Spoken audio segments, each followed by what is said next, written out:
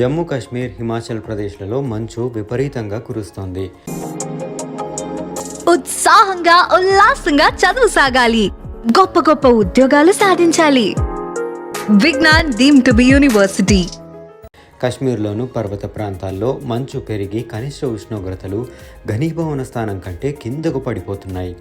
సోమవారం రాత్రి శ్రీనగర్లో -6.6 డిగ్రీల సెల్సియస్, గుల్మార్గ్లో -7.4 డిగ్రీల సెల్సియస్ ఉష్ణోగ్రతలు నమోదయ్యాయి.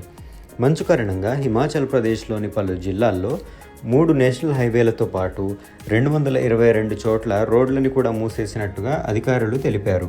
దీంతో సిమ్లాలో హోటళ్లు 70% పైగా నిండుగా ఉన్నాయి.